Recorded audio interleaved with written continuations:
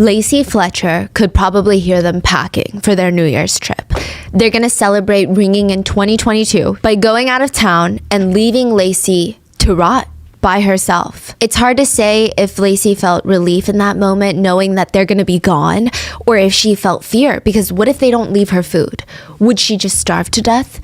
What if they didn't leave her water? You can go longer without food but not water, right? Just a few days. What if they don't even come back? What would happen to her then? All she could really do in that moment is sit in that chair and watch them leave. I mean, what other choice does she have? She's trapped, unable to leave her prison, unable to see the sun. Lacey can't walk outside. She can't talk to her friends anymore, go to school. She's not even able to walk into the kitchen to grab food whenever her stomach rumbles.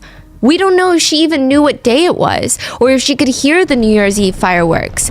Would she work it out from the fireworks that it's 2022 now? Or would the loud noises just terrify her?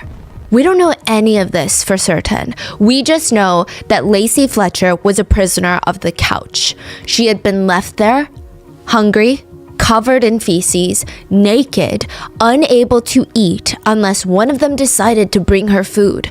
Her body was dying while she was still alive. There were parts of her flesh that were rotting. There were maggots crawling in and out of her hair, in and out of her bones, munching down at her dead flesh, and she's still alive. If she looked down, there would have been certain parts of her body where she could see straight through her skin, her tissue, her muscle, and see her bones. There were giant holes all over the lower half of her body. She was completely covered in feces. There was feces in her stomach, inside her stomach, in her mouth, and even her ears. She had been trapped on this couch for the past 12 years of her life. By the time that she was found, she had melted through the couch into a hole, and her skin was fusing with the brown leather. The only contents found in her stomach would be sofa cushion foam and feces. Did she eat it out of desperation? Was she fed it? We don't know. The worst part is, we're still unclear why any of this happened. There are theories that range from locked-in syndrome, where someone is fully conscious but unable to move their bodies, trapped inside their own minds. There are theories of full-blown torture, with Lacey being a victim for someone's sick, sadistic pleasure for over a decade. There are a lot of wild theories, but we have no definitive answers.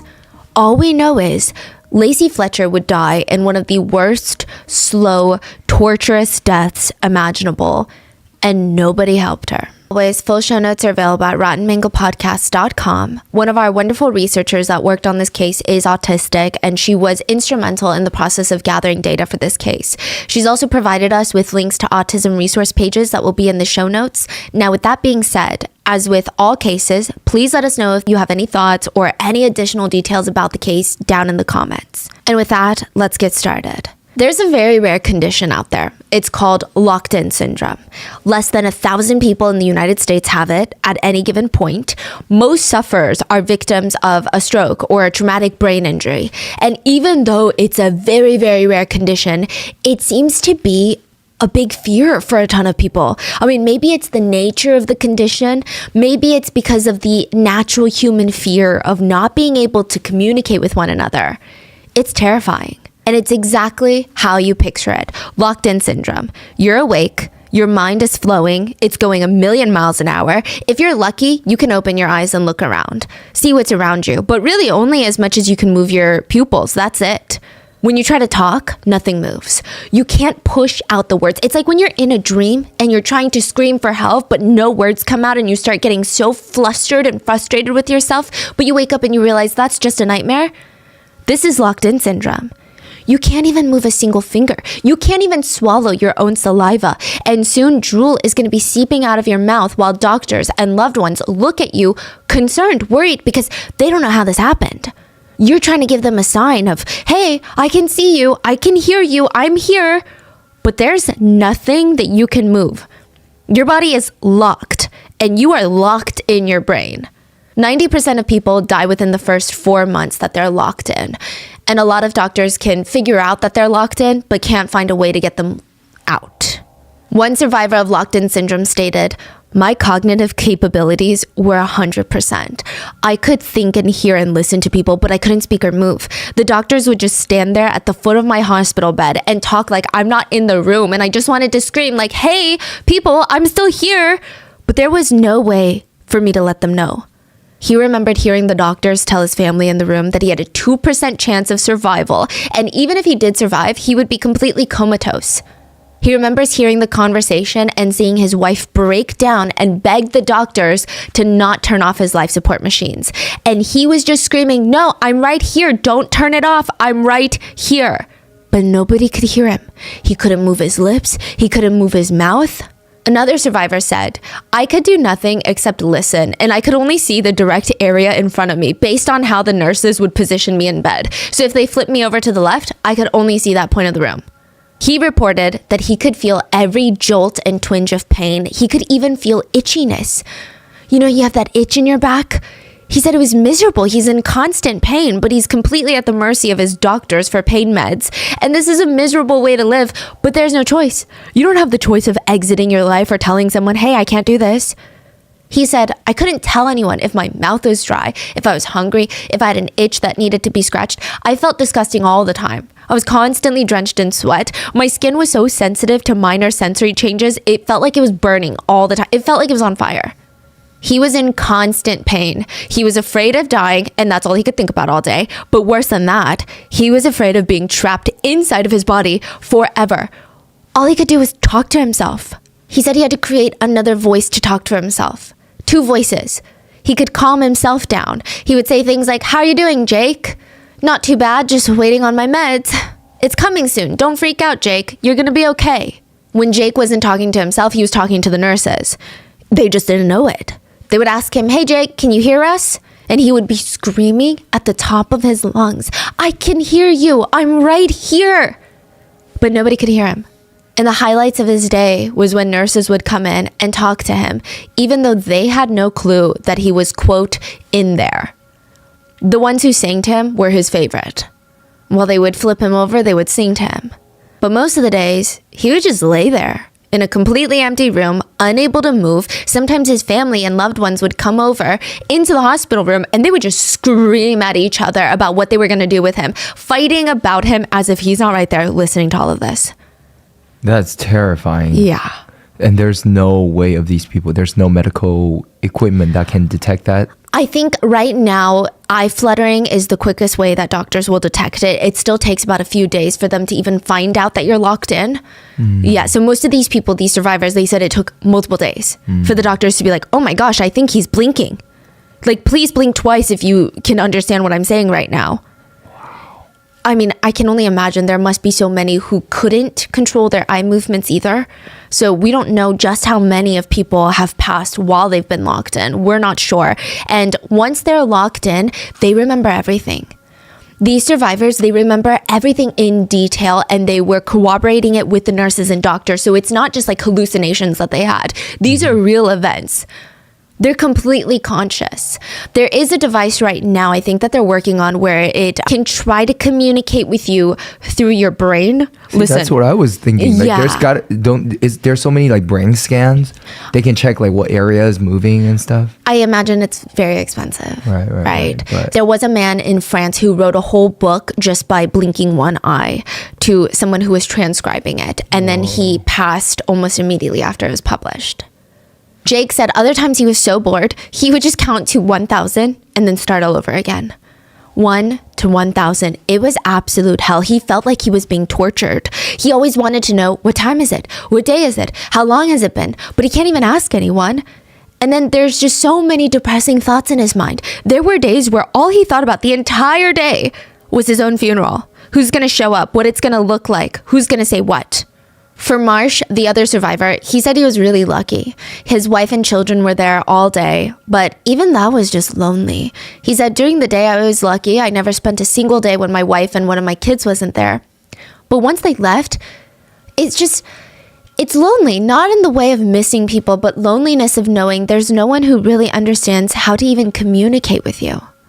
Marsh and Jake were two of the lucky ones. There were rumors last year in 2020 that a young woman in Louisiana was not as lucky, that she had been locked in her own brain for the past 12 years, and all she could do was sit on the couch and stare at the wall until she passed. So in 2022, this story goes crazy. It's a horrifying story that's coming out, but it was made even more terrifying by the fact that that woman probably didn't even have locked-in syndrome. So what does that mean? Why would someone sit there on the couch for 12 years? She's able-bodied. Why didn't she get up? Oh, so she's not chained? No. Or trapped? We don't know. So that means if she's not locked in, there is something worse, more sinister, that made her unable to move from the couch for the past 12 years of her life. Slaughter, Louisiana has a population of less than 1,000 people, but it does have a very interesting name.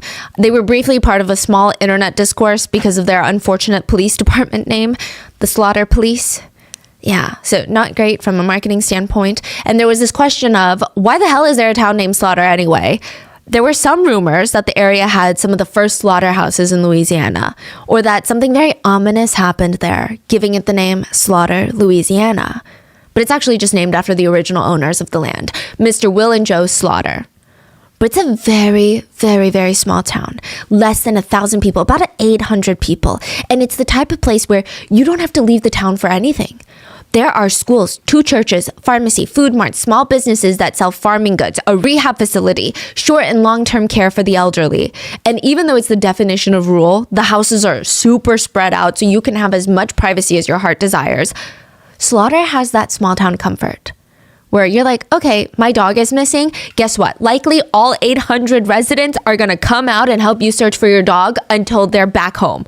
It's just one of those towns. I mean, they even have like a small government with residents voted in as what they call aldermen. And these aldermen will help vote on issues affecting the community. So the aldermen, they're supposed to be approachable figures of community that you can turn to for literally anything. Like if you have a disabled family member and you think there needs to be better accessibility at some part of the town, you go to the alderman.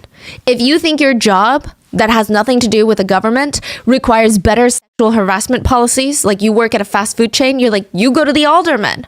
Even if you have a deeply personal issue where maybe you have an anxious relative who won't leave the house and is becoming reclusive and is not socializing with anyone, you go to the alderman. They literally went to the alderman for anything. Sheila was probably the best alderman to go to. She was also the vice mayor of the town, literally was voted into that position. So if the mayor couldn't attend a meeting, Sheila would show up in place of the mayor. Her husband, Clay, was also well known in the community. He worked for a nonprofit called the Baton Rouge Civil War Roundtable. They would organize events and field trips to historic sites to, quote, provide nonpartisan atmosphere to foster learning and respect for our Civil War heritage.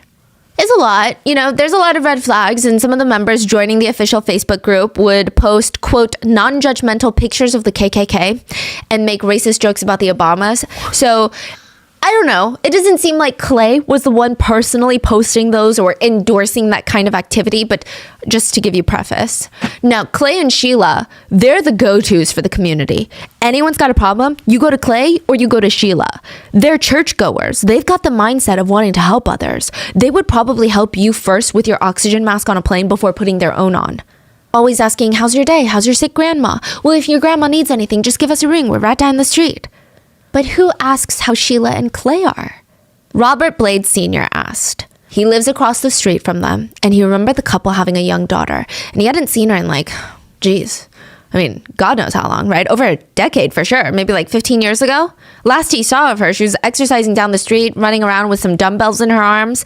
I mean, she did that a lot, and then she stopped one day. He just kind of assumed, like all the other kids in the neighborhood, though, she got into college, moved into the city, met a boy, got married, started a new life, and then never found the time to visit small old town Slaughter ever again, right? Or maybe she did, and he always missed her.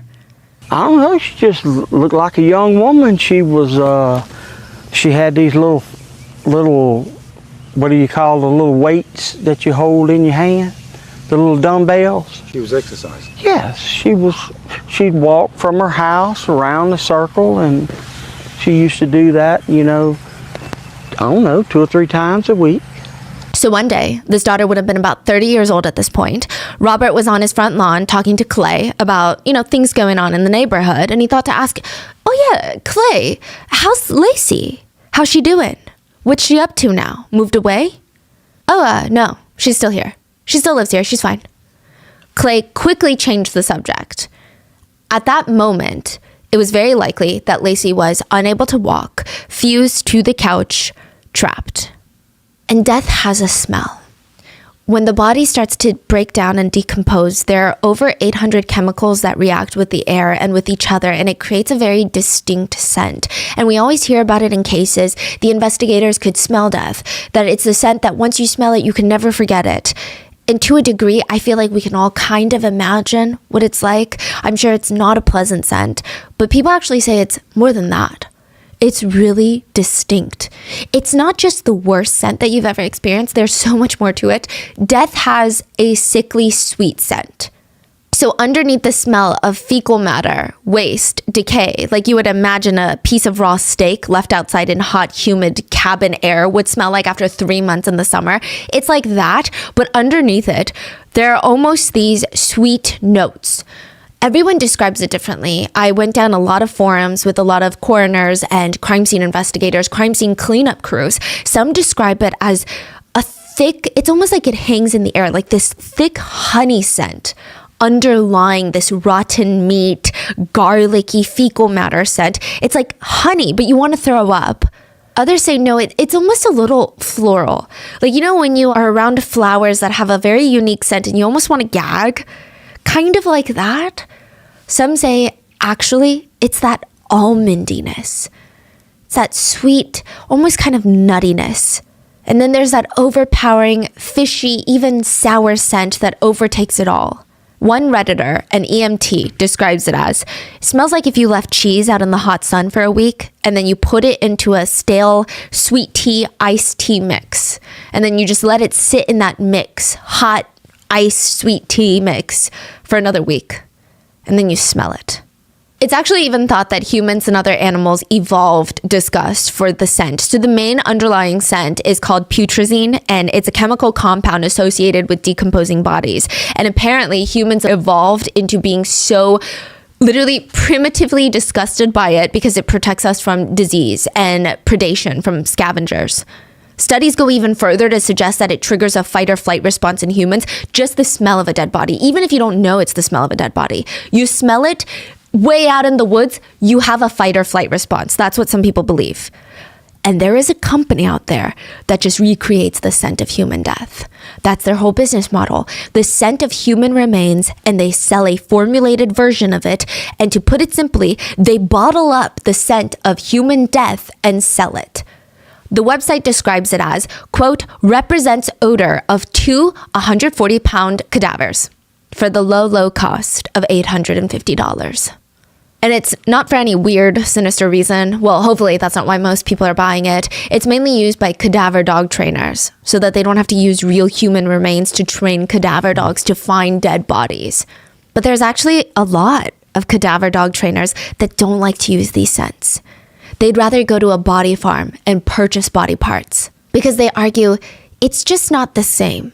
Like, you try to replicate it with the chemicals that is created from decomposing bodies, but it's so difficult to replicate the smell of death precisely. It is such a unique scent. I mean, there's so many varying factors. The scent depends on the person that died, the surrounding conditions. Is there wildlife where the body is? The temperature, the humidity.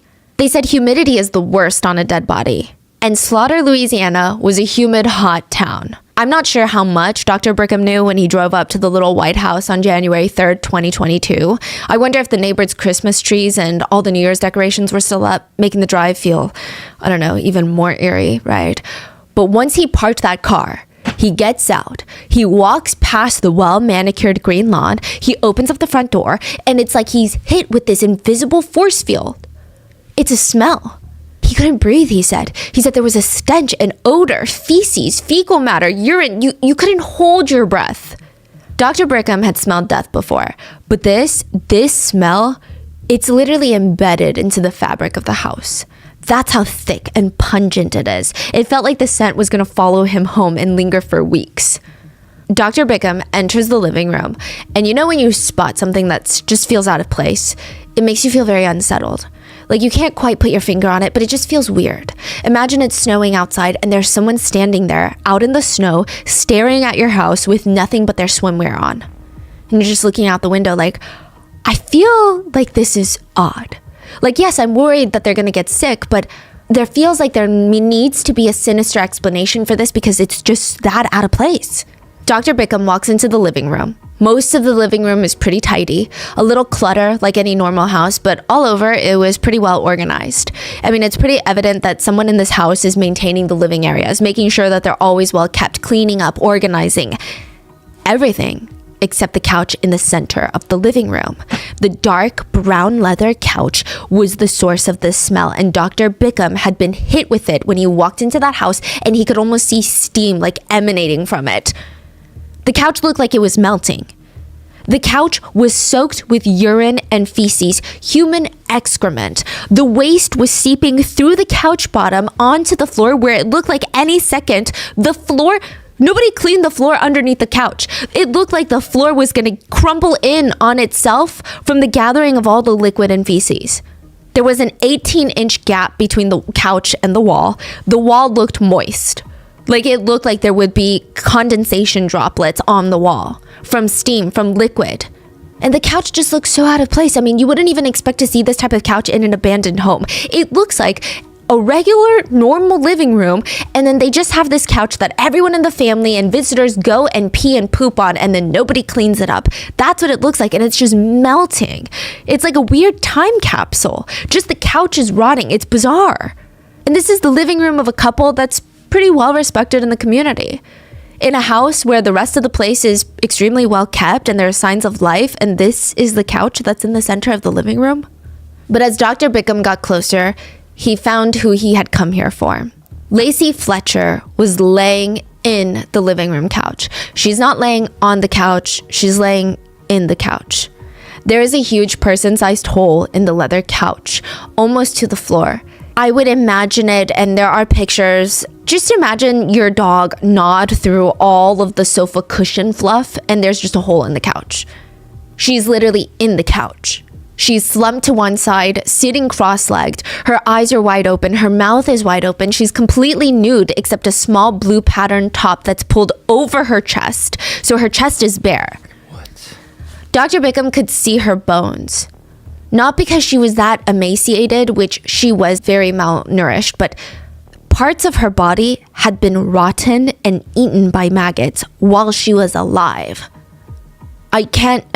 Just think of the mental trauma for someone who would be alert and aware if they were to look down and see their own flesh being eaten by maggots. There were maggots crawling in and around her hair, all over her body. She was covered head to toe in feces. It was found in her mouth, in her stomach, in her ears. She had been eating it, or she had been fed it. We don't know. The sofa arms were covered in scratches. This is not a situation where Lacey's body was left on the couch to decompose after her death, and the feces and urine, it came out during the decomposition process. This is not that situation. Lacey was kept alive on that couch for 12 years. She had been alive for 12 years, not able to get up to even use the restroom. She had been soiling herself and then either eating or being fed her own feces while being trapped on this couch for 12 years. Her flesh had been rotting while she was alive. Maggots were eating away at her while she was alive, and she had just recently passed away. And the two people who lived with her parents, the ones who walked past that couch every single day, walked past it to head into the kitchen, to the garage, to the backyard, Sheila and Clay Fletcher, they were now standing in the kitchen with no explanation on what the hell had happened. When I first walked in the house, it smelled of feces, fecal material, however you want to put that politely. It stunk. When I got to the body, the individual was basically sitting in a hole filled with liquid stool and urine. I was able to place her body in a black body bag, and I took it down to Jefferson Parish for autopsy. It's the worst form of medical neglect I've ever seen. I mean, I don't know any other adjectives or adverbs to add to that. Lacey was pronounced dead at 3:07 p.m. on January 3rd, 2022, but it's likely that she passed away at least 24 to 48 hours prior. She could have passed away New Year's Day, 2022. The world around her would have been celebrating the start of a new year, something fresh, and Lacey would have been laying dying in her own excrement. Sheila Fletcher got a little bit more talkative at the police station. And side note, this isn't even immediately after authorities took Lacey's body away. Sheila was interviewed January 18th. Lacey's body was found January 3rd. So the police didn't do anything until 18th. They really did not treat the parents like persons of interest or even suspects. So it's a small town, right? So they all know each other. And now, Sheila tells authorities January 18th that Lacey had social anxiety and had met with a psychologist over a period of 3 years when she was back a teenager. Lacey was 36 when she passed. So you're talking about like decades ago. Eventually, she stopped seeing her doctor decades ago. Sheila and Clay contemplated getting Lacey committed into a specialist medical facility, but for whatever reason, that never happened. In the interview with the police, Sheila insisted that Lacey refused to leave the couch. It was a personal choice that she made. So she and Clay, they did their best to accommodate her on her wishes. Like they set up a toilet for her, like one of those portable toilets that you see at hospitals. They put it right next to the couch with some baby wipes, baby powder, a fresh change of clothes, a stack of Lacey's favorite movies to watch. They were all there. All Lacey had to do was get up. But she didn't ever want to leave the couch, ever. That's what they said.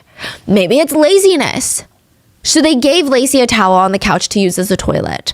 Sheila stated that she would have to take the towels from Lacey, the ones covered in feces, clean them, and then bring her new towels. I mean, it was a whole thing. Sheila also stated that she would have to clean Lacey's body and bed sores, and not once did Lacey ever complain about pain, which, I don't know, is just really unbelievable. And even if someone doesn't complain about pain, if you can see someone's bone, Sheila stated that Lacey had lost her appetite last autumn, so back in 2021. But when the Fletchers, because they went on a New Year's trip, when they got back from their trip from New Year's on January 2nd, the day before Lacey died, Sheila said that she made her half a sandwich and gave her a bag of Cheetos. She stated Lacey ate it. Then, according to Sheila, the mom, Sheila went to sleep on the chair on the living room next to Lacey's couch, near Lacey, near the rotting hole in the sofa. And at around 10 p.m. when Sheila fell asleep for the night, Lacey was still alive. When she woke up the next morning, Lacey was dead. That's what Sheila Fletcher said. But Sheila Fletcher is a liar, in my personal humble opinion. Sheila stated January 2nd, 2022, Lacey ate half a sandwich and a bag of Cheetos. This is not what would be found in Lacey's stomach during the autopsy. All they could find in her stomach was sofa foam and feces. No sandwich, no Cheetos. And if Lacey had been sitting there on that couch for 12 years, that means this hell would have begun around 2010, and she would have almost certainly been in pain since day one. They said that? She's been sitting there for 12 years? They said that it's been years. They didn't give an exact estimate, but the coroner said about 12 years. Wow. Now, skin exposure to urine and feces is painful and can start stinging within hours. It happens more frequently with infants. It's actually called a diaper rash, and it can get very serious, if not even kill infants. And it's not even done purposely. Most of the times that babies have diaper rashes, it's not abuse. It's typically just because they're very sensitive. Now, the main symptoms are red rashes on the buttocks. If left unaddressed for too long, it can quickly escalate into a full body fever, full body chills, and a full body rash. Urine and feces contain ammonia. Now, ammonia is very corrosive. If your skin is in contact with ammonia for long periods of time, it can cause irritation and even burns. That could have happened within the first few hours of the first day that Lacey had soiled herself on that couch. Now, if a diaper rash is left untreated, the skin starts to swell. It can transform into these rashes that have these white bumps all over that ooze clear fluid, and then the skin starts to peel, causing these open sores. It's very painful, and if there's still urine or feces that's there to make contact with those open sores, you're at a dangerous risk of infections. Yeast infections might be one. Yeast dermatitis could be another thing. Those are dark red areas of the skin, usually filled with these raised yellow fluid-filled pustules. This is likely all happening near the private regions because she was found sitting cross-legged. So she's genuinely sitting in a pile of her urine and feces, which makes everything much more sensitive and painful because these are your private parts. Side note, if Lacey still had her menstrual cycle at the beginning of all of this, she may not have due to malnutrition or other reasons, but if she did, that means there would have also been blood rotting into the sofa, and blood attracts flies. Flies would have been attracted to Lacey and her wounds that were all primarily, again, in her down regions. Also, infections for the private regions are incredibly painful, and that is just the beginning. This is still when everything is treatable fairly easily. Painful, but not like life-threatening, typically. Even without urine and feces, the high risk of painful infections just sitting or laying in one place is horrendous for the body. Bed sores. Have you heard of bed sores? They're going to be one of the first things to show up. Bed sores occur when there is continuous pressure on parts of the body, usually by sitting or laying in a single position for an extended period of time. So you're cutting off blood supply to that specific area, which causes the surrounding tissue to start dying. Within 2 hours, the tissue starts dying. Humans are very sensitive because that tissue is not getting enough oxygen because blood has oxygen in it and you're not getting blood flowing there, and it can happen in 2 to 3 hours. So you're like, okay, well, why don't I get bed sores when I'm falling asleep? We're constantly moving. Even shuffling like this is moving. So if you're sitting on a chair for 8 hours studying, if you're moving a little bit, it's hard to get bed sores. This stops it from developing. But if you're unable to move around, a bed sore is going to happen because there's a lack of oxygen. Like, it's not preventable. The skin will die and the bed sore will just look like a red blotch on the skin. So it starts looking like a sunburn, and it feels a little hot to the touch, kind of like a sunburn, warm. It might even be a little itchy, very similar to a sunburn, but eventually it turns purple. And by that point, if left untreated, the skin will break open and you're just going to have this painful wound that becomes easily infected, and then it collapses on itself. It's like a crater-sized blister. Some bed sores, I saw pictures on Reddit. I honestly don't know. I should not have gone down that route. There's like dinner plate-sized bed sores, and you can see all the way to the bone.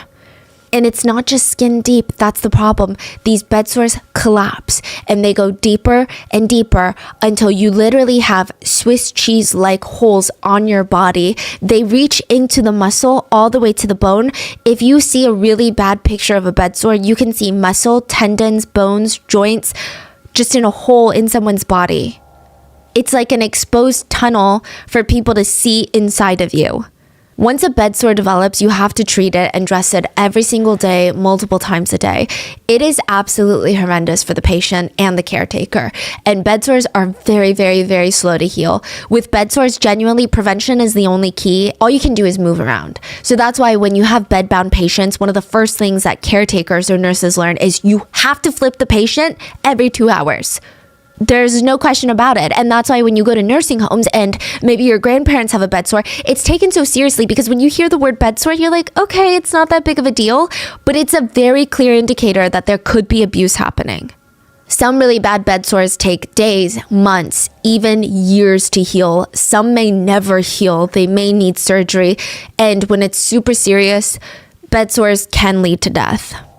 Once they get infected, it leads to sepsis and death. Bed sores cause the death of more than 24,000 people each year. And again, the saddest part is most of the time, bed sores are completely preventable. I feel like it's very safe to assume that Lacey went through all of that and more. By the time that her body was found, the flesh on Lacey's bottom had been worn away and eaten. It was gone.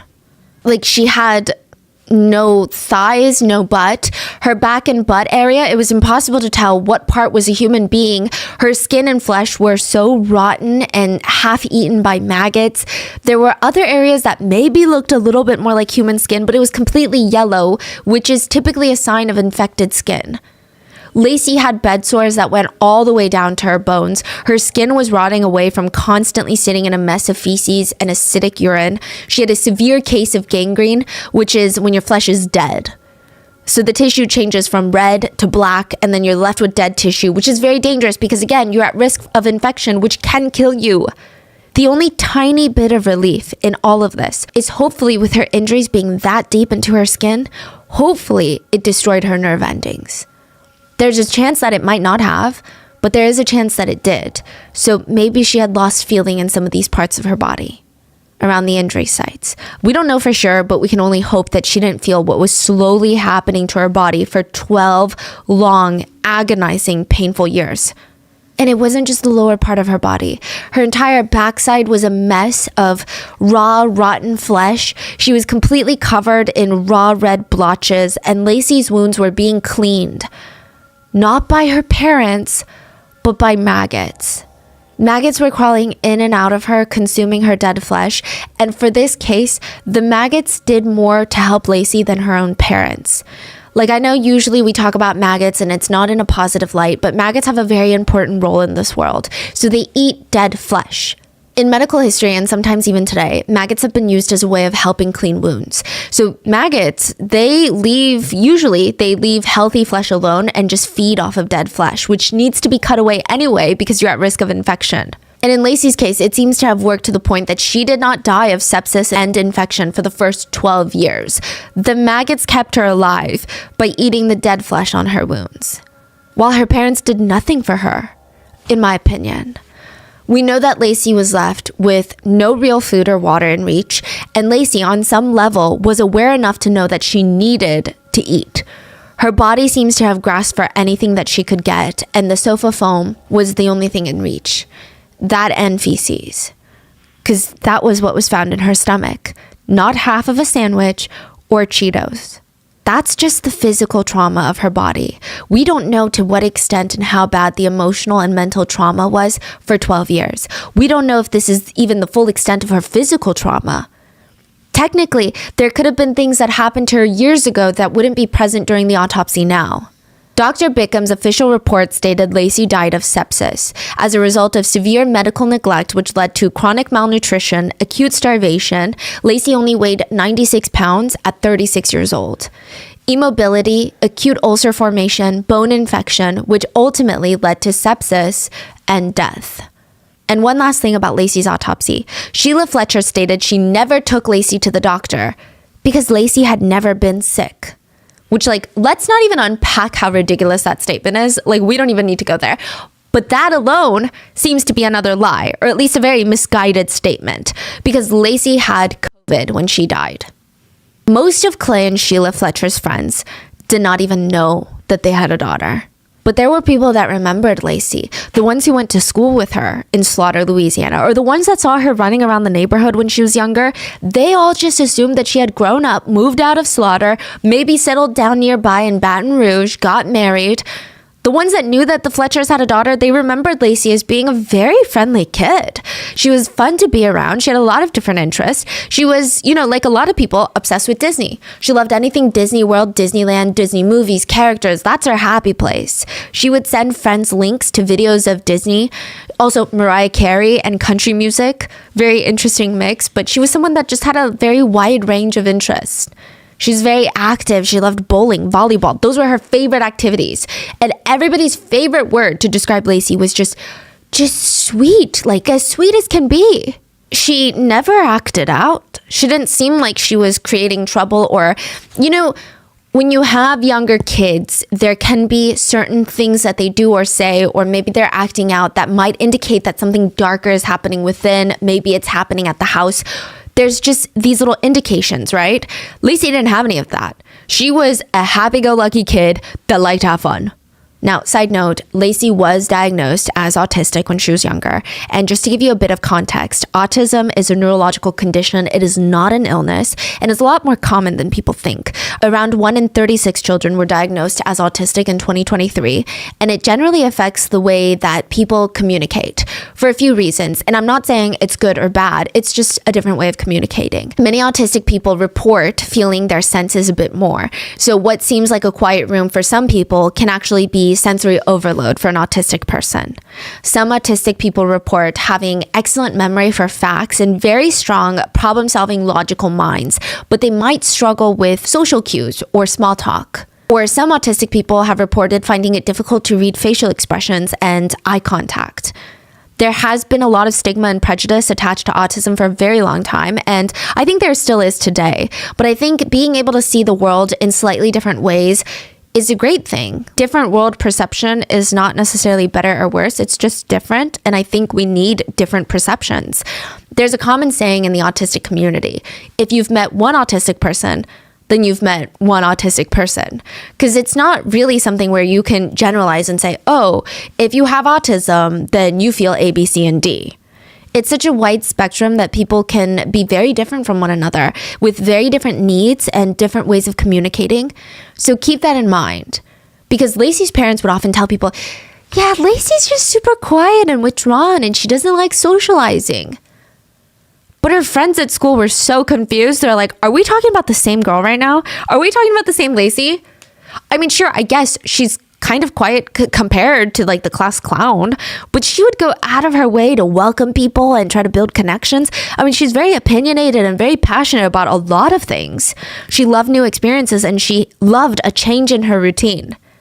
So I don't know what the parents are saying. To a lot of Lacey's childhood friends, it felt like her parents didn't even know who she was. And side note, her parents were allegedly wishy-washy with her diagnosis. Sometimes they would state that Lacey had Asperger's syndrome, which is no longer used as a diagnosis anymore, by the way. Sometimes they would describe her autism as, quote, mild.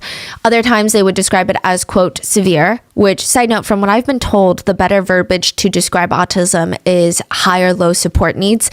But these are allegedly the verbiage that Lacey's parents used. So this is not me describing Lacey.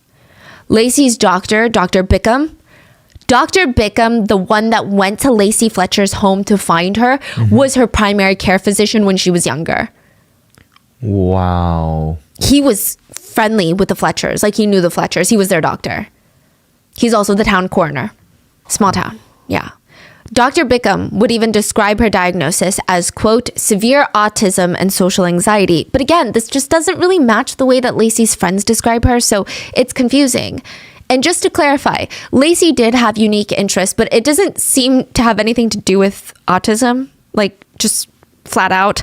So one of Lacey's old classmates would say, yeah, I saw her around 15 years ago, and she was definitely different from other kids her age. I mean, I knew that she wasn't your typical teenager. This is all a direct quote. She was smart. She was smart as hell. But I guess the best way to describe her was she wasn't as mature as us. She still likes childish things, like not teenage things. When she was 17 or 18, she was more into Disney movies and country music. Which again, I don't know how that's very different. She would invite us over to watch Disney movies despite being more withdrawn, but it's just not my forte. Again, she just had her own interests. I would hardly call that strange or a reflection of her diagnosis. So a lot of Lacey's friends, they're shocked when at 16 years old, Lacey gets pulled out of public school at the end of 9th grade, and she started to get homeschooled. Her parents stated that she had to be pulled out of school immediately, but it's so unclear, like, why? Side note, back then, homeschooling was not very common. And the Fletchers, they never gave examples of why, at least not yet, of what made them think, this is it. We need to pull her out of school for her own good. We need to make sure that her sports, her friends, her socialization, we need to cut it off. All they said was that Lacey's autism got worse. Which is strange because autistic people can struggle in a rigid school environment and they may need to be homeschooled either permanently or for a short period of time. But usually it's very important that there's a support network in place because literally every human on this earth needs a support group to help manage stress and keep up with interpersonal relationships so that they don't get isolated. But they just cut off all of Lacey's friends. Even if a kid is homeschooled, it is in the parents' best interest to let them keep their already established friendships. But allegedly, none of that happened. Allegedly, once Lacey started getting homeschooled, she was seen outside less and less. In fact, it just seemed like the couple stopped bringing Lacey up in conversations even. The last time someone distinctly, or at least reports remembering Lacey being brought up in conversations, was in 2010. Lacey would have been 23 at the time. The Fletchers walked into Dr. Bickham's office without Lacey and stated, our daughter Lacey is becoming reclusive. She never wants to leave the house or the couch. Interestingly, the Fletchers could have easily taken photos or videos to show Dr. Bickham what's going on. I mean, that seems like the very logical, common sense thing to do, but they brought along no footage. Just told him, we don't know what's going on. Based on the Fletcher's description, it sounded like Lacey was dealing with extreme and sudden agoraphobia, which is a disorder when people are afraid of open spaces like public areas. On the milder side, it can be someone that has very extreme social anxiety, does not want to be in places that they're not comfortable with or cannot deem as a safe space, which public spaces, they tend to be a bit more unpredictable. But on the more extreme end, you have people who never leave the house. They deem the home or even a certain room of the home to be the only safe space in the entire world for them. And even stepping outside of that safe space could result in a panic attack. So this is very serious. Now, typically, agoraphobia is more likely in people that already struggle with anxiety, and it can get worse over time if it's not helped or treated. Someone's safe space can actually get smaller and smaller. So when it used to be the whole house, someone with agoraphobia can be like, actually, now it's only the back of the house. Actually, now it's only the living room. Which we have no idea if this is even what's happening to Lacey. All we have are her parents at her doctor's office saying she doesn't want to get off the couch and she's being antisocial. For all we know, she could have been tied to the couch. Side note, that is a theory later that comes up. And another side note, some people have just put the autism as a blanket statement over anything going on with Lacey at the time and why she was pulled out of school. And again, sure, maybe something was going on with Lacey, but we don't have proof. And autism doesn't suddenly change a person drastically. An autistic person who can speak, make friends, have hobbies, go to school, use the restroom by themselves, they don't just suddenly wake up one day and don't do those things. But a lot of people are like, oh, autism. That's not how it works. We have no idea why Lacey was pulled out of school. We have no idea what caused her parents to pull her out of school. So just to recap, Lacey is pulled out of school at 16. She was last seen by Robert Blades Sr. exercising outside when she was 21. The Fletchers tell Dr. Bickham that she stopped wanting to leave the house at age 23. Lacey was emailing a friend of hers at 27. And Robert Blades Sr. asked Clay about Lacey, and he said that she was fine and at home, and then changed the subject when Lacey was 30. 6 years later, Lacey Fletcher's was found dead on the couch at 36 years old.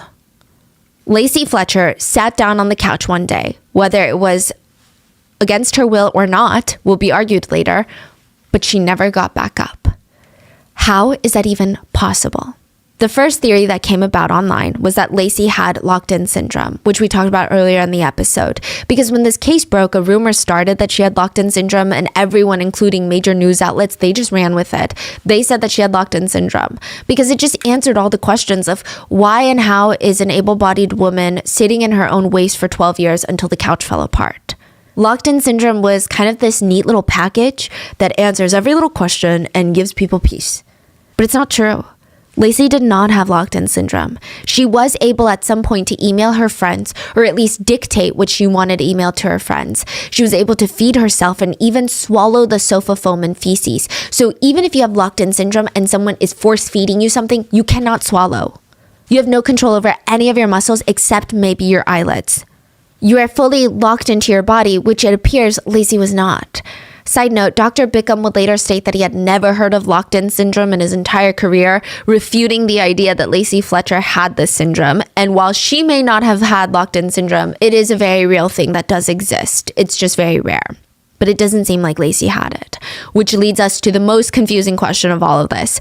Then why didn't she just get up? There are a few theories on why, but the belief is, regardless of how it started, her leg muscles probably atrophied to the point where she could no longer be able to get up even if she wanted to. So she started off able-bodied, but her leg muscles might have been completely dead. Let's say, for whatever reason, you are unable to get up from a sitting position, whether that be from inner mental or outside physical force, you cannot get up. Your physical body is going to react to that. Have you ever slept and your leg fell asleep? Where you've been in one position for so long that your leg goes numb, and then when you finally take the pressure off that leg, you feel that tingling pins and needle feeling, and it's just uncomfortable. And if we realize it's happening, most of us can do something about it if we're able-bodied. But if Lacey had been sitting in that same position for long enough, her leg muscles would have atrophied on their own and started wasting away, becoming locked into place, paralyzing her. Over time, the pain and rotting of the flesh in her thighs and buttocks would have further paralyzed her muscles as well. Lacey was found in her legs crossed in a position that most people would actually deem and describe as defensive rather than comfortable. Like, how long can you actually sit crisscross applesauce without getting uncomfortable? So let's just say that's how she first sat down on the couch. Again, we can't say for certain if this was or was not against her will because there are online theories about it, but let's just say she sat down like that. Soon, within minutes or hours, blood would flow more slowly to this area, which can lead to what I talked about, the bed sores. But it gets worse because this loss of blood is basically a crushing injury. Not as a description, but that's what they call it, like as if you're getting crushed. It just gets more and more dangerous over time as well. The tissue around her legs and butt were dying. If it gets really severe, surgery or even amputation would be necessary to correct the problem. At a certain point, since Lacey had been sitting for that long, even just getting up could kill her.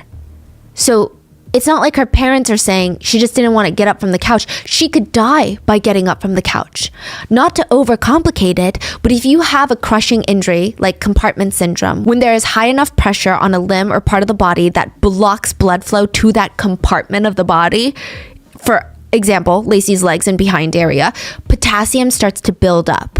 And then when you get up or the pressure is suddenly taken off of that area, all that potassium has nowhere to go except straight into your bloodstream. And this rush of massive amounts of potassium causes a heart attack.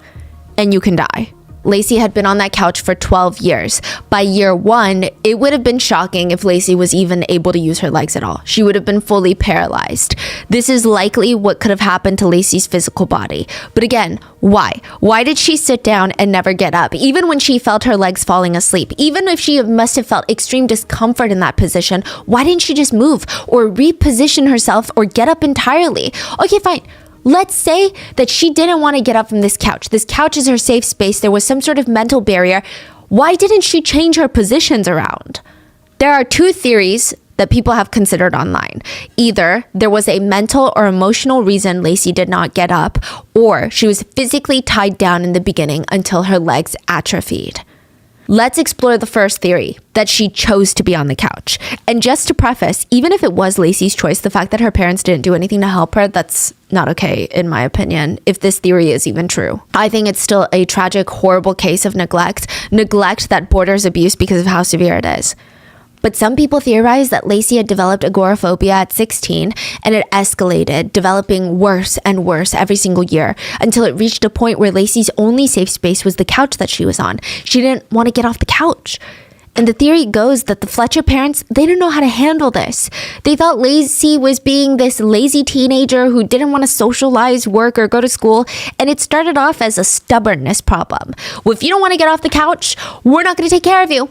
But eventually that evolved into the Fletcher parents building resentment and denial towards Lacey and the condition. This is, again, a theory. This theory is the kindest towards the Fletcher parents. It's the theory that her parents became so overwhelmed by her, quote, issues that they just kept ignoring the, quote, problem for 12 years until Lacey died. Some people argue that caregiver resentment is very real and that maybe her parents were in denial about how bad it was getting until it was too late. One detail that I guess supports this theory, not really because I have a hard time getting behind this theory, but anyway, a supporting detail, I guess you could argue, is that Lacey was still emailing her friends in 2014 when she was around 27 years old. A few of her old high school friends received emails and they sounded very much like Lacey. They were filled with passion and she was sending them links of videos from Disney. Not of her at Disney, but like of Disney. There was no hint that she was trapped anywhere or being abused. We have no idea if Lacey was given her phone, had access to her phone to send these emails. We have no idea if she told someone what she wanted to say in the email and someone sent it. We have no idea if someone wrote the email for her. We have no clue. We just know that these emails were sent under her email address and they sounded very much like her. And I guess the people that are in support of this theory, they think if Lacey's parents were actively abusing her or torturing her in some way, would they want her to have her phone to message her friends? Like, what if she told them something? What if she reached out for help? And then a few years before that, Lacey's parents went to Dr. Bickham, remember, to talk about how Lacey was becoming very socially reclusive.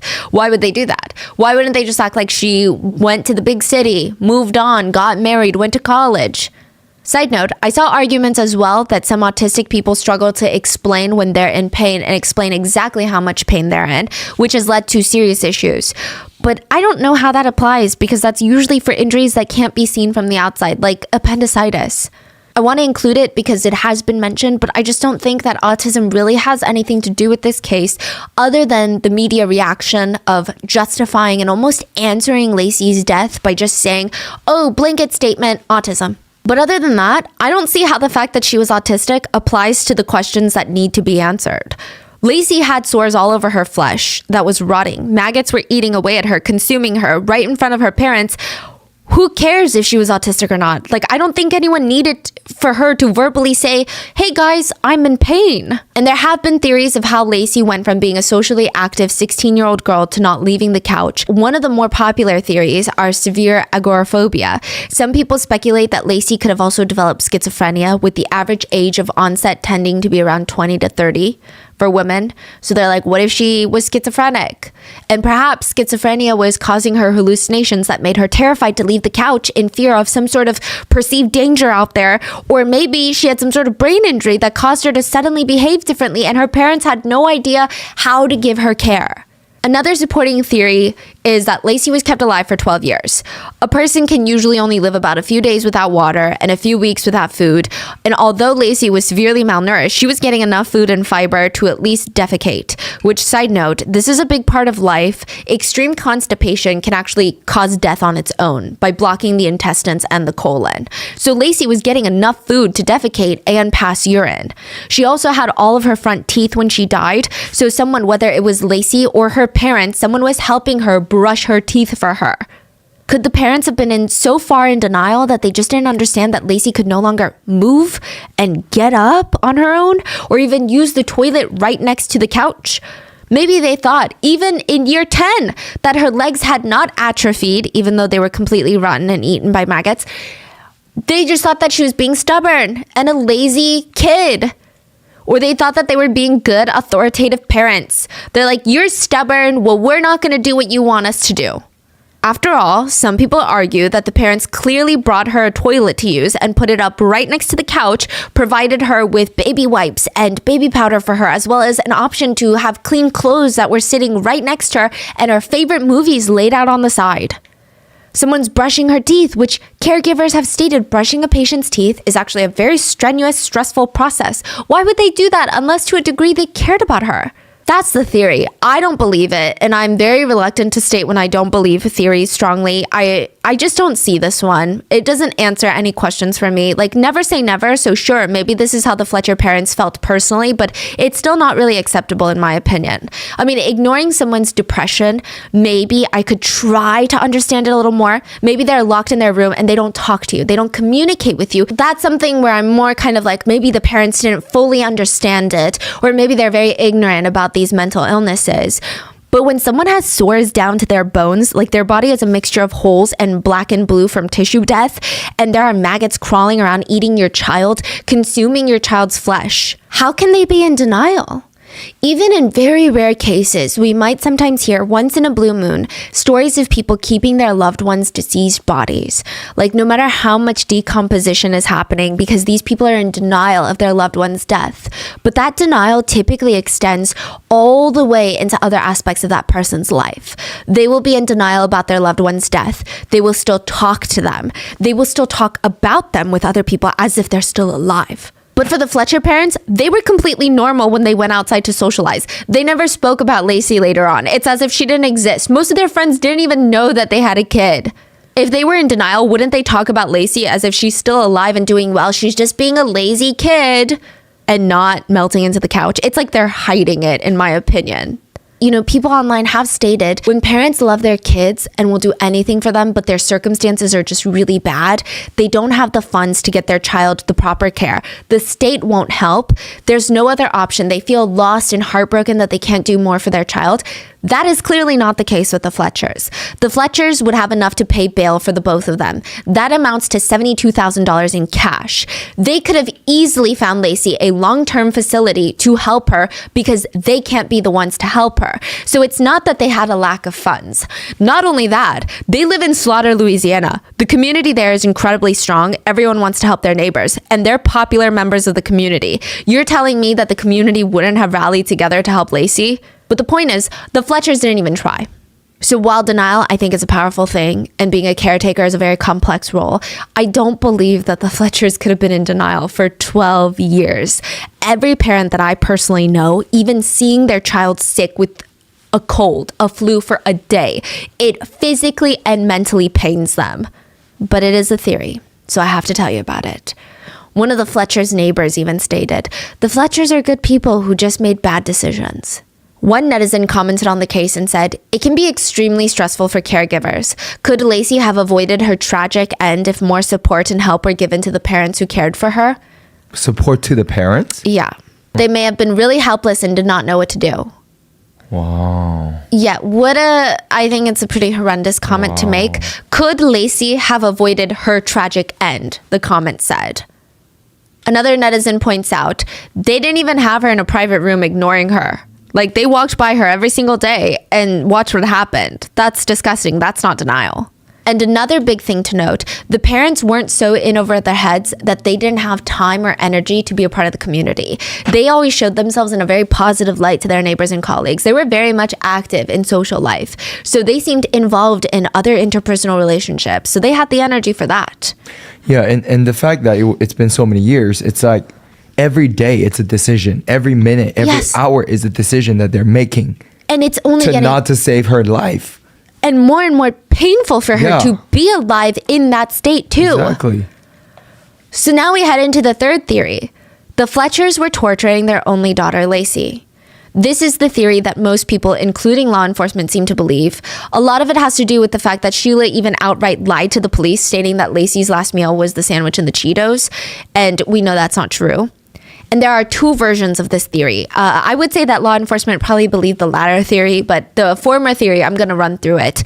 The first version is that people believe that something traumatic happened to Lacey, and then it spiraled into this. So this is very conspiracy vibes. This is based off of zero evidence, just from what little facts we know about the case. Some netizens have kind of spun together a theory of what they think might have happened. The first theory is that she was somehow injured. She had some sort of brain injury and all she could do was sit there. Or a traumatic event caused something in her brain to shift. Like SA could be an example of a traumatic event. And I know that SA is a wild theory to just throw out there. Some netizens believe this theory a bit more because Clay and Sheila went to see Dr. Bickham in 2010. They stated that Lacey was acting differently, and some people who have been sexually abused will try and make themselves seem repulsive to their attacker, like they refuse to wash. Or they will have kind of a drastic shift in their personality because of the trauma, which still is very crazy theory just to toss around. But I don't think that anyone is trying to string together heinous things for the sake of it. I think people are genuinely trying to understand how this could happen to someone and how evil someone has to be to just watch it happen. Anyway, the theory continues that after a traumatic event, whether it be SA or some sort of physical injury, Lacey was no longer the same. And maybe the theory is her parents caused that shift in some way, shape, or form. And they can't get her help because she might tell someone. They can't get her admitted because she might tell someone. So they just sit her down on the couch. And from there, her legs start atrophying and it escalates into this situation where they still do not want to get her help. There's also a theory that she was tied to the couch in that position until her legs naturally atrophied. And that is, again, purely a theory. There is zero evidence that she was tied to the couch on or before the day she died. But she was on the couch for the past 12 years. And like we said, within the first year, her legs were probably paralyzed and stuck in that position. So we don't know if maybe the first year she was on that couch, she could have been tied up. Who's to say? So the conspiracy is something bad happened. Parents don't want it to get out. Lacey is forced onto couch till her legs atrophy. Parents kept Lacey alive to torture her. Again, this is purely based on theory and not fact. Now, one aspect that people cannot get over is the fact that Lacey was found nude, except the shirt pulled over her chest. The nude part, maybe the parents stopped dressing her because they knew that she would just soil herself again, but why not let her have her top on? Why was it pulled up above her chest? Did it hurt the wounds on her back? Because then they said that she wasn't in pain and she never said that she was in pain. So why would it be pulled up? It just feels extra degrading. Like either take it all the way off or pull it down. I guess a lot of people have been reading into it. It feels very humiliating The other theory is something was going on with Lacey where she was terrified to leave the couch, but the parents believed that she was just being a difficult teenager. So they stubbornly told her, fine, sit on the couch then. And they started torturing her basically out of spite. Even before Lacey passed with just sofa foam and feces in her stomach, she was malnourished. It was chronic. So that means over time, Lacey was not getting enough nutrients or food. So the parents, they're going out to eat. They're going on trips. They're going away for the weekends, hanging out with friends. Lacey was alone, starving. That sounds like torture. Some people think that even the toilet seat and the cleaning supplies being so close to the couch was a form of psychological torture. Like, look at everything you could use if you just get up, but you can't. Because why was it there? I mean, it's really clear. Like, half of her body has disintegrated and melted. What do you mean get up to use the restroom? I think anyone with a brain, in my opinion, would know that she cannot get up to use that toilet, even if it's pulled up right next to the couch. She can't even move her position. And a lot of people argue the teeth thing, that's not the parents being in denial. That feels like torture. That feels like you're keeping her alive to prolong some sort of torture. Like, this is no way for a parent to see their child live. But if that's the case, why would Sheila call 911 when Lacey died? Most people didn't even know the Fletchers had a daughter, and the ones who did, they thought that she moved away and started her own life. Nobody was suspicious of the Fletchers in any way. Why wouldn't they just dispose of her body, even bury her in the backyard? Who would know? One neighbor reported that someone might have forced Sheila to call the police. And just to preface, there is no proof about what I'm about to say, but there's a running theory based off of an allegation given by a third party that is not involved, so take it with a bottle of salt. Allegedly, Sheila didn't call 911 because Lacey's heart stopped and she wanted her to be saved or wanted the authorities to know that her daughter was dead. Allegedly, there was a neighbor who peeked through their window that last day on January 3rd, saw Lacey on the couch, and told the Fletchers, "What the hell is going on inside your house?" Like, maybe they had come over to knock on the door and they didn't answer or something, or they had looked through the window when the Fletchers had gone away for New Year's. We don't know. But they threatened the Fletchers, if you don't call the cops, I'm going to call the cops. So Sheila was forced to call 911 and report Lacey being dead. The timing of that, though. Yeah, that's what one of the neighbors had stated, that they were told. We have no idea if this is true. Either way, one netizen commented on this case and said, I think her parents are liars. And considering the lotions and other toiletries that were reportedly found near the sofa with clean clothes, I believe some sort of psychological torture was happening in conjunction with the prolonged starvation. And there's something else that bothers me. If the media is correct about Lacey and she was found almost completely nude, her top pulled up above her chest, why? Was this an attempt to further humiliate her? And as unlikely as it may sound given the circumstances, was she essayed? This is all speculation, of course. We will have to wait for the trial for the truth to come out. That is what a comment says. Now, other commentators say, I believe one Fletcher will turn on the other in hopes of not dying in prison. But I guess none of the theories really answer every question neatly. And again, they're just theories, just lingering questions. And another one is, how did the parents live with the smell? How did nobody smell it on them? So to try and answer that question, maybe the parents developed olfactory fatigue, nose blindness. It's when your nose gets so used to a certain smell that you can no longer smell it. Actually, we do this all the time. So it's like how your eyes can technically see your nose 24/7, but our brains block it out. Our nose can smell our own house scent, but our nose blocks it out so that if there's any other foreign scent, like a dangerous, the toast is burning, we can smell it better instead of becoming overstimulated. So maybe that can explain why the Fletchers were able to live with that smell. But what about the other people? How could they not smell it on them? Oddly, no one ever reported a smell coming from the Fletchers or the house. The Fletchers were finally arrested, and Dr. Bickham, the coroner, had fought to get a team of medics on standby outside the courtroom while pictures of Lacey were being viewed by the jury, just in case. He said, the jurors are storekeepers, farmers. Many of them have never been exposed to this kind of stuff, so I need a medical team to be outside the courtroom. Wow. The DA stated that the photos left the courtroom speechless. He said, when I was presenting the case and showed the pictures and gave the timeline, the expressions of the grand jury was utter shock. Like the clock on the wall never moved again. There was just complete silence. Some jurors were gasping in horror. Some were just staring out in disbelief. So this was not the actual trial. The jury were there to decide whether or not the parents would be charged with manslaughter, negligent homicide, or second-degree murder. Negligent homicide is when someone's criminally negligent behavior causes another person's death.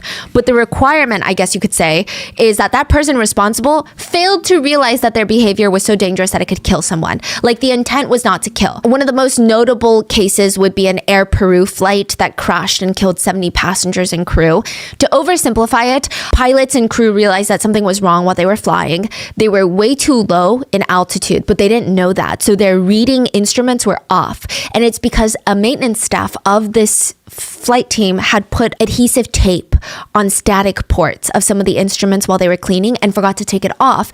And these static ports are so important on telling the pilot how high up they were. So when they tried to do an emergency landing, they fell into the Pacific Ocean and they all passed. He was charged with negligent homicide. So it is ingrained in flight staff. Make sure nothing is covering the static ports. But because of his negligent behavior, people died. But he never had the intent. Like, he didn't have a manifesto in his house of like, I'm going to kill people. This is the lightest of the 3 charges that were on the table for Lacey Fletcher's case. The sentencing for negligent homicide is typically 0 to 5 years.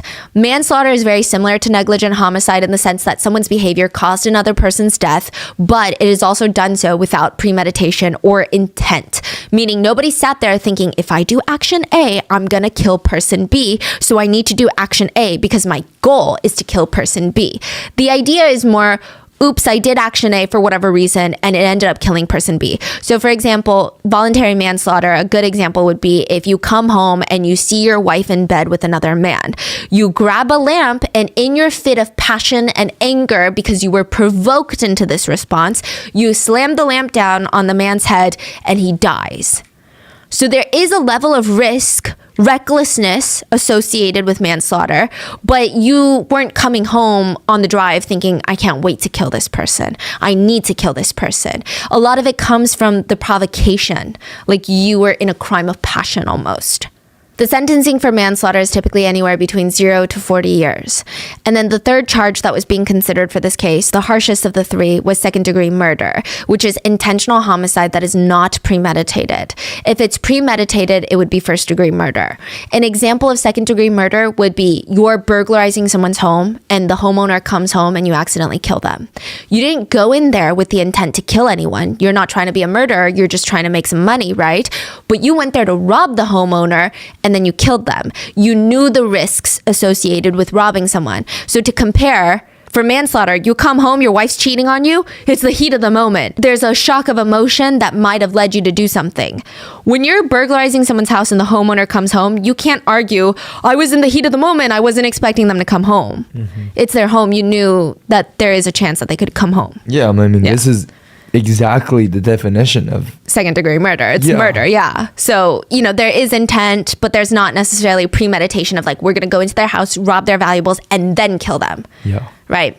Now, the DA was fighting for second-degree murder charges, which a lot of people wanted to see first-degree murder, but I guess legally second-degree murder made the most sense, and it could lead to a life sentence. The DA argued with the jury, we don't treat animals or neglect even our pets in that way. If we have an animal in that condition, you take them to the vet. If you're not capable of providing the care for that pet, you get help. You can't say Lacey wasn't in pain. On murder, you have to have intent. Did they want to kill Lacey? I want to say, yeah, they wanted to kill her. Lacey hadn't seen a doctor in 20 years. The jury said they would be indicted and charged with second-degree murder. So the parents will be tried. They have pled not guilty, and it doesn't seem like there's a trial date set yet, but it does seem to be like it'll be sometime in 2024. We will keep an eye out on that. It's just, it's a lot.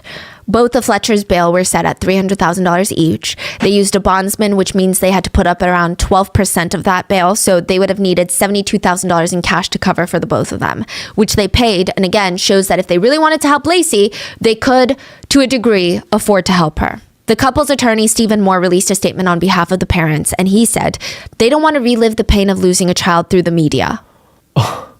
Yeah. Wow. They have been through a lot of heartache over the years.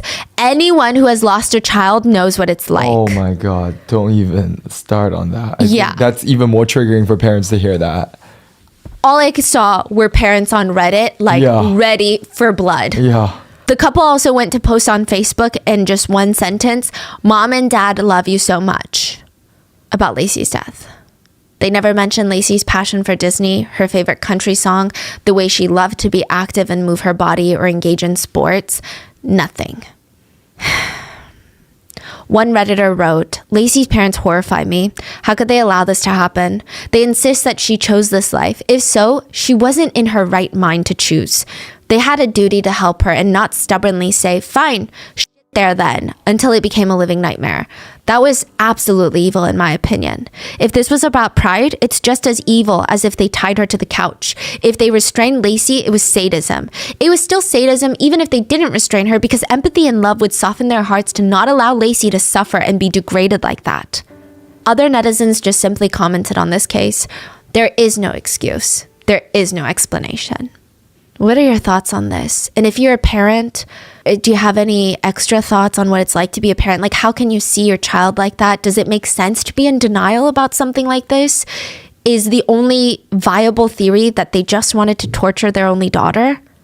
Please leave it in the comments and please be safe. I will see you guys on Wednesday for the next episode. Bye.